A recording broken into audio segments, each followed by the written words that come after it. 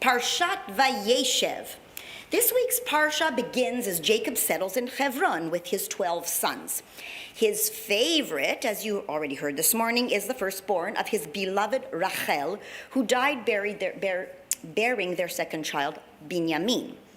You may recall that Jacob was in love with Laban's younger daughter, Rachel, and he worked for Laban for 7 years before he was allowed to marry her, but he was tricked on the wedding day into marrying the older sister, Leah.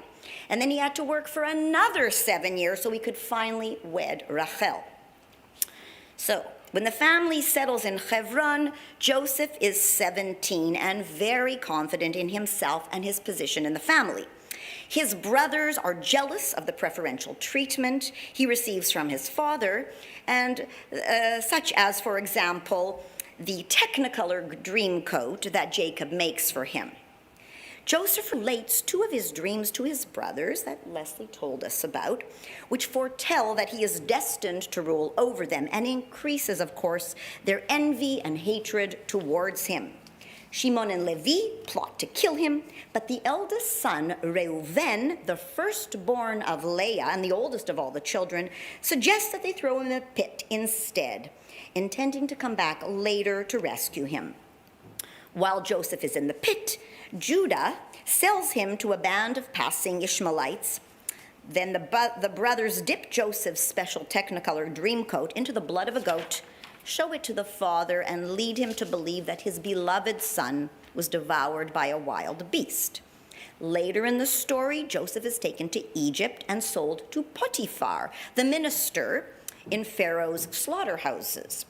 God blesses everything that he does, and soon he is made to oversee his master's property. Potiphar's wife desires the handsome and charismatic lad, but when Joseph rejects her advances, she tells her husband and the Hebrew slave that he tried to force himself upon her, and then he's thrown into prison. Joseph, though, in prison, gains the trust and admiration of the jailers, who appoint him to a position of authority in the prison administration.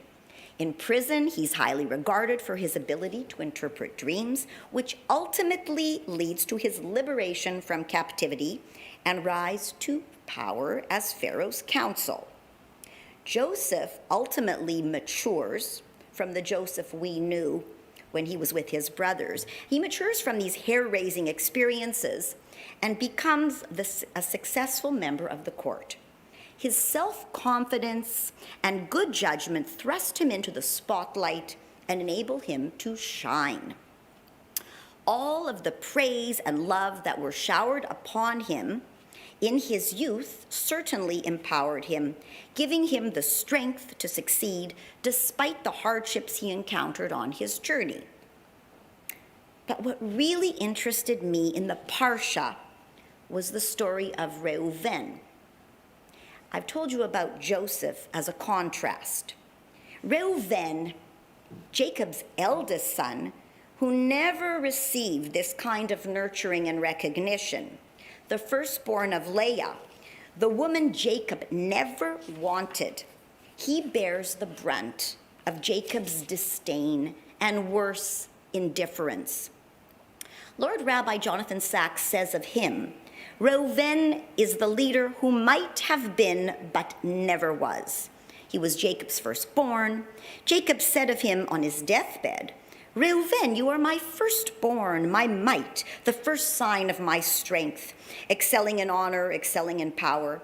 This is an impressive tribute, suggesting physical presence and commanding demeanor. He had potential, but this is said too little and too late. More significantly, in his early years, Reuven consistently appeared to be the most morally sensitive of Jacob's children. He was Leah's son, and keenly felt his mother's disappointment that she was not Jacob's favorite. Sacks explains in an article entitled, How Praise Can Empower, that 3 times Reuven tried to help, but despite his best intentions, his efforts failed. He was responsible for the one recorded dispute between Leah and Rachel. His father wrongly suspected him of a major sin and cursed him on his deathbed, and he failed to save Joseph. Reuven knew when things were not right and tried to act to make changes for the better, but he somehow lacked the prudence, confidence, or courage to achieve his desired outcome. The source of Reuven's lack of confidence is described in Genesis. When the Lord saw that Leah was not loved, he enabled her to conceive. But Rachel remained childless. Leah became pregnant and gave birth to a son. She named him Reuven, for she said, "It is because the Lord has seen my misery. Surely my husband will love me now." In an article that I found on an online source called understood.com, the author discusses how praise can help children to thrive.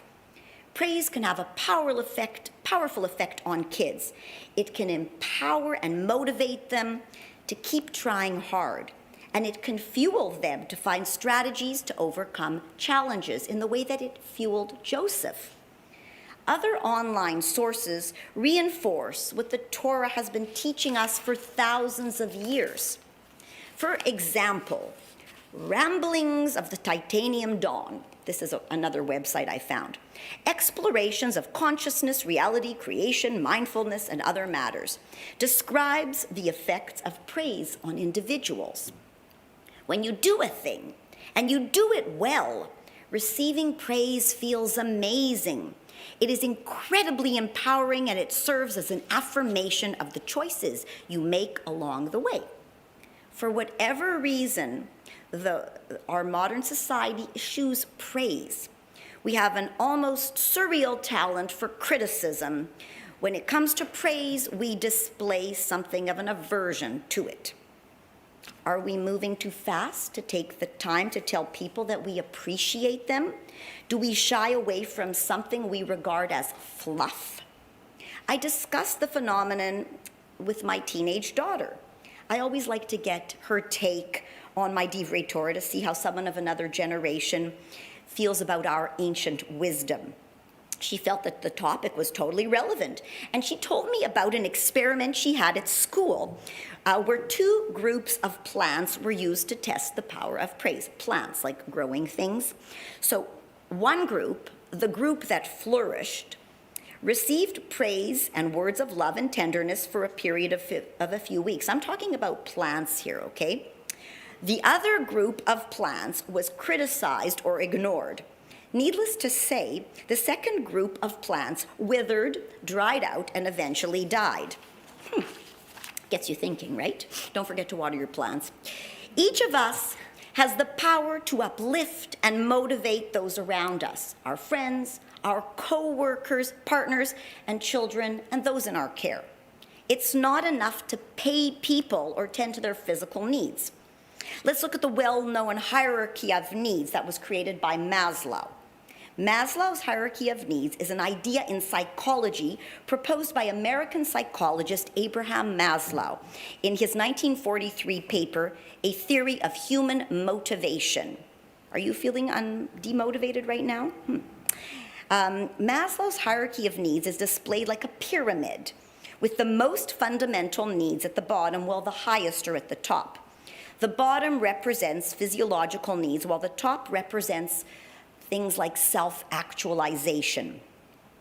It's true that salary, sustenance, and sex are primordial to life itself. However, as human beings, our needs go beyond those of other creatures in the animal kingdom. We were created in the likeness of God.